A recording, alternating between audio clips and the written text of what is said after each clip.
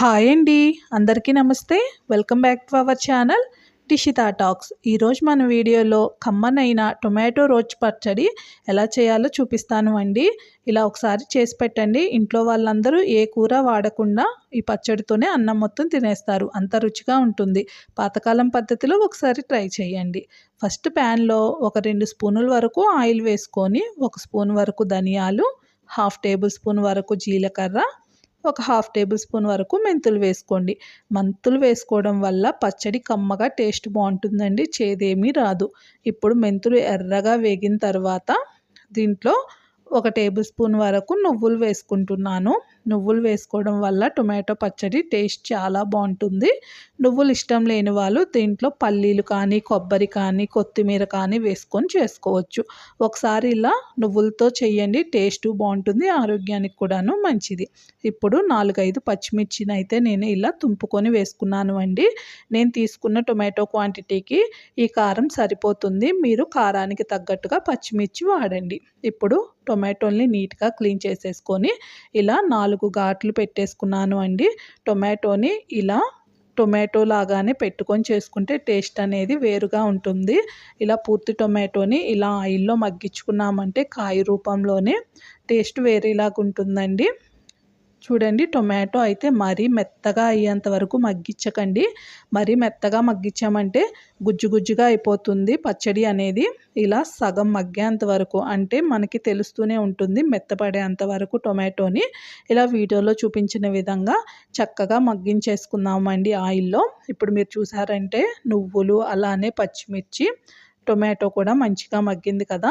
దీంట్లో ఒక 2 రెబ్బల కరివేపాకు కూడాను వేసేసుకొని ఇప్పుడు స్టవ్ తీసేసుకునే ముందు దీంట్లో కొత్తిమీరని కాడలతో సహా కొంచెం వేసుకుందాము. మరీ ఎక్కువ అయితే వేయకండి. ఎక్కువ క్వాంటిటీలో కొత్తిమీర వేసామంటే ఈ కొత్తిమీరనే టొమాటో ఫ్లేవర్ని డామినేట్ చేస్తుంది.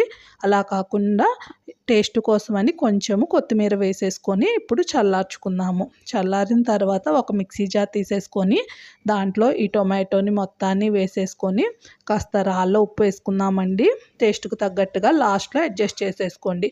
అలానే ఒక చిన్న నిమ్మకాయ అంత సైజు చింతపండు, అలానే 4-5 వెల్లుల్లి రెబ్బలు, ఒక 1/2 టేబుల్ స్పూన్ వరకు పచ్చి జీలకర్ర వేయండి. టేస్ట్ బాగుంటుందండి పచ్చి జీలకర్ర వేయడం వల్ల.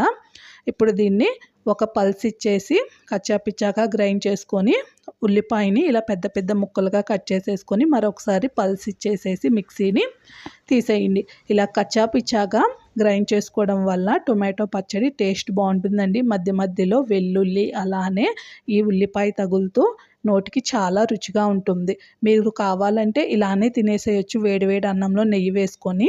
ఇంకా పోపు కావాలి అనుకుంటే ఇప్పుడు మరొక 2 టేబుల్ స్పూన్స్ వరకు నూనె వేసేసుకొని దాంట్లో పచ్చెనగపప్పు, జీలకర్ర, ఆవాలు, అలానే కొంచెం ఇంగువ, 2 ఎండుమిర్చి, కరివేపాకు, వెల్లుల్లి రెబ్బలు వేసేసుకొని ఇలా ప్లేట్లోకి తీసుకున్న పచ్చడిలోకి పోపుని వేసేసుకొని ఇలా ఈ పోపు మొత్తం పచ్చడికి పట్టే విధంగా కలిపేసేసి ఒక 5 నిమిషాలు అలా ఉంచాము అంటే పోపు చక్కగా పచ్చడికి పట్టేస్తుంది. మంచి టేస్ట్తో ఫ్లేవర్తో చాలా బాగుంటుందండి. వేడివేడి అన్నంలో ఈ పచ్చడి కాస్త నెయ్యి వేసుకొని తింటే సూపర్గా ఉంటుంది. అలానే దోశల్లో కూడాను చాలా బాగుంటుందండి. తప్పకుండా ట్రై చేయండి. ఇంట్లో రోల్ లేకపోయినా సరే ఇలా పల్స్ వాడి చేస్తే చాలా బాగుంటుంది. ట్రై చేసి ఎలా వచ్చిందో కామెంట్ చేయండి. అలానే వీడియోని లైక్ చేయండి, షేర్ చేయండి, ఛానల్ని సబ్స్క్రైబ్ చేయండి. Thank you.